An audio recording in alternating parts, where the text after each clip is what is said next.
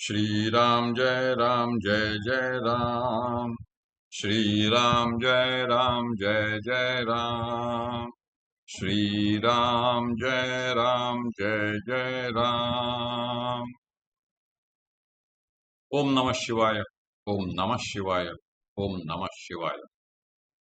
योग वासिष्ठ दिवस क्रमांक 453। कोशम प्रकरण सर्ग 78। वशिष्ठ पुढे म्हणाले, राघवा, टाळूच्या बुडाशी असलेल्या स्तनाकार अशा इंद्रियोनी नामक घंटेचे जिव्हेने मोठ्या प्रयत्नाने आकलन करून खेचरी मुद्रेमध्ये ऊर्ध्वगत अशा ब्रह्मरंध्राच्या ठिकाणी प्राणवायू स्थित झाला म्हणजेही प्राणस्पंदाचा निरोध होतो. मनातील सर्व कल्पनांचा निराश होऊन सूक्ष्म अशा हृदयाकाशात ध्यानाच्या योगाने मनोवृत्तीचा निर्विकल्प समाधीमध्ये लय झाला असताही प्राणस्पंदाचा निरोध होतो.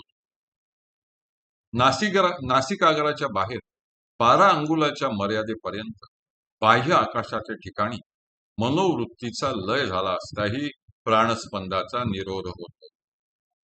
अभ्यासाच्या योगाने ऊर्ध्वरंध्र मार्गाने टाळूच्याही वर 12 अंगुले अंतरावर म्हणजेच ब्रह्मरंध्राच्या ठिकाणी प्राणवायू स्थिर झाला किंवा मनोवृत्ती लीन झाली म्हणजेही प्राणस्पंदाचा निरोध होतो.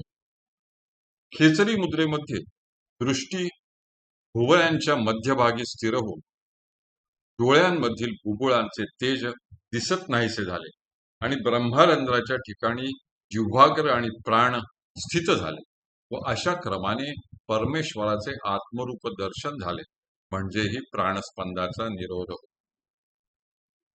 तसेच गुरुकृपेने किंवा ईश्वर प्रसादाने चटकन झालेले ज्ञान दृढ होऊन चित्तातील सर्व विकल्प नष्ट झाले म्हणजेही प्राणस्पंदाचा निरोध होतो.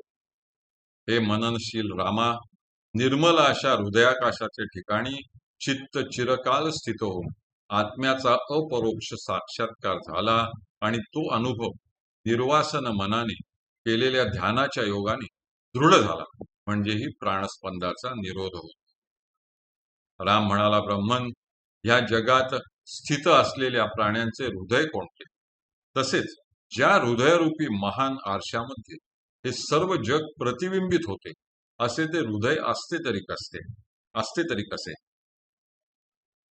वशिष्ठ म्हणाले, साधो, या जगामध्ये वास करणाऱ्या प्राण्यांचे हृदय 2 प्रकारचे असते. त्यापैकी एक हृदय ग्रहणी असते तर दुसरे त्याज्य असते. या 2 हृदयांमध्ये जो भेद आहे तो मी तुला समजावून सांगतो. 3.5 हातांच्या मर्यादेने युक्त असलेल्या या देहाच्या 2 बरगड्यांमध्ये एका बाजूला जे मांसमय हृदय असते ते त्याज्य असून देहाच्या ठिकाणी मी आहे अशा प्रकारच्या जाणीवेच्या रूपाने स्थित असलेले जे हृदय असते ते ग्राह्य होय. हे संविद रूपी हृदय देहाच्या आत असते आणि बाहेरही असते, पण ते वस्तुतः देहाच्या आतही नसते आणि बाहेरही नसते. हे हृदय मुख्य असून त्यातच हे चराचर जग भरून राहिलेले आहे.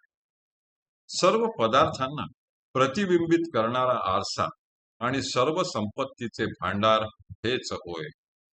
सर्व प्राण्यांच्या ठिकाणी अहम प्रत्ययाच्या रूपाने स्थित असलेली जाणीव म्हणजेच त्याचे हृदय होय. देहामध्ये दगडाप्रमाणे जड असलेला मांसमय अवयव हे प्राण्याचे खरे हृदय नव्हे. यासाठी शुद्ध सविन्मय अशा हृदयाचे ठिकाणी वासनारहित होऊन अभ्यासाच्या योगाने चित्ताची योजना केली असता प्राणस्पंदाचा आपोआप निरोध होतो. अथवा गुरुमुखाने श्रवण केलेल्या दुसऱ्या अनेक उपायांनी प्राणस्पंदाचा निरोध करता येतो. प्राणायामादी सर्व योगयुक्ती या स्वरूपाचा दृढ अभ्यास करणाऱ्या मुमुक्षुला रोगादिकांची निवृत्ती करण्याला व पर्यायाने मोक्ष प्राप्त करून देण्याला कारणीभूत होतात. अभ्यासाच्या योगाने दृढतेला पोहोचलेला व वैराग्याने युक्त असलेला प्राणायाम ज्याला जशी इच्छा असेल तशा रीतीने फलद्रूप होतो. अर्थात ज्याला मोक्षाची इच्छा असेल त्याला तो मोक्ष प्राप्त करून देतो व ज्याला भोगसिद्धी पाहिजे असतील त्याला तो त्या सिद्धी प्राप्त करून देत असल्याचे ज्ञात आहे. ज्याप्रमाणे पर्वतावरून कोसळत येणारी नदी खाली जमिनीवर उतरून बऱ्याच दूर जाऊन मग शांतपणे वाहू लागते, त्याप्रमाणे भूमध्य, नासिका रंध्र व कंठाग्रापासून 12 अंगुलावर असलेले तालुस्थान या ठिकाणी दृढ अभ्यासाने प्राणाचा निरोध केला असताही तो स्थिर होतो. वारंवार आणि पुष्कळ दिवस अभ्यास करून तालू मुलाच्या ठिकाणी असलेल्या इंद्रयोनी नामक घंटेला जिव्हेच्या आग्राने स्पर्श करण्याचा प्रयत्न करीत गेले, म्हणजे देखील प्राणवायू ब्रह्मरंध्राच्या ठिकाणी स्थिर होऊ लागतो.